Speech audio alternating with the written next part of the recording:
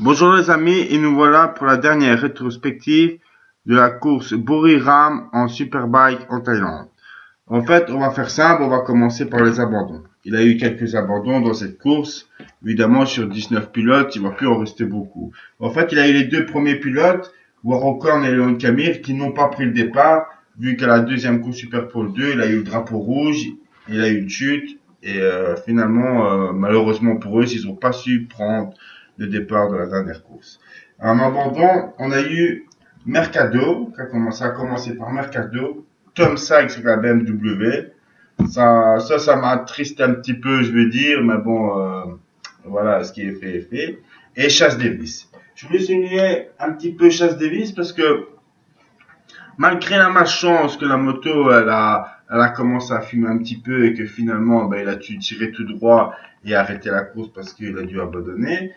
Il avait quand même su faire une belle course. Hein. En fait, il a su se battre avec Melandri, Cortese, avec Léon Aslam aussi. Et alors, ce qu'il a fait de beau, hein, depuis qu'il a commencé cette année en course, qu'est-ce qu'il a fait de beau? C'est qu'en un virage, il a dépassé les deux Yamaha, celle de Melandri et celle de Van der Mark. Ça, c'était beau. C'est dommage que je peux pas avoir une image et vous le faire montrer, mais ça a été beau de sa part. Mais malheureusement pour lui, et dommage pour Ducati aussi, c'est qu'il fait un abandon et il prend pas de points. Et ça, je pense que fin de saison, on va le ressentir, ce manque de points que Chase Davis n'a pas mis avec la Ducati.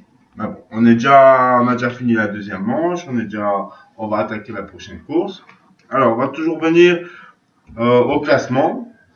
Mais le classement, c'est toujours le même que les premières courses. Donc, on a toujours Bautista 1, deuxième Jonathan Rea, troisième Sam Lowe. Et en quatrième position, on a Van der Mark, suivi de Léon Aslam, Melandri, Cortese et Rinaldi. En neuvième position, on a Toprak Raskat Silougou. En dixième position, on a Jardy Torres. Onzième place, la dernière BMW, c'est Rettenberger. Et en douzième et treizième place, on a les deux Honda de Kionari et Telbianco. Alors, et le départ, il s'est bien passé. Donc, Bautista, il fait un beau départ. Jonathan Rea, il essaie de l'avoir au premier virage, mais finalement, il l'a pas eu. Il est resté deuxième. Après, Bautista, il fait un peu sa course en solo. Il roule tout seul. Il met quelques secondes à Jonathan Rea. Et Sam Lowe. Sam Lowe, il a fait une très belle course aussi. Il s'est battu avec Jonathan Rea. Enfin, il s'est pas battu. Il a pas su le dépasser. Mais je veux dire, jusqu'à les 2-3 derniers tours de la fin, il était qu'à une seconde de John Rea. En fait, Bautista était tout seul avec quelques secondes d'avance. Et on avait un petit groupe de Jonathan Rea et Sam Lowe qui roulaient à deux. Et puis on avait un autre groupe avec 4-5 pilotes qui avaient Van der Mark, Aslam, Melandri, Cortese. Et je voulais quand même souligner la belle course de Sam Lowe, hein, parce que il a pas su défier Jonathan Rea, mais c'est la seule Yamaha qui a su rester en troisième position. Voilà. Et un dernier petit mot pour la fin. En fait, je voulais quand même dire que la Kawasaki de Jonathan Rea, par rapport à l'année passée, elle a un peu plus du mal. Maintenant, si on regarde par rapport à l'année passée, si on n'avait pas Alvaro Bautista, ben, c'était les Kawasaki qui menaient très fort le championnat. Et Chase Davis n'arrivait pas à rivaliser avec Jonathan Rea. C'est comme toujours cette année-ci, et cette année-ci c'est toujours le même. Chase Davis, il n'arrive pas toujours à réaliser avec Jonathan Rea.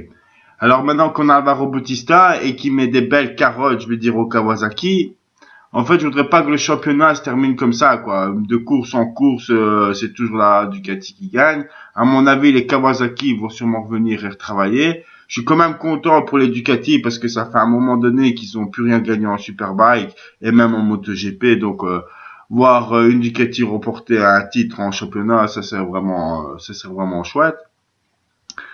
Et voilà, je vous ai tout dit. J'espère que ça vous a plu. Je vais essayer de mettre une image pour que vous voyez les points pilote classement. J'espère que ça vous a plu. Et à bientôt. Ciao, ciao.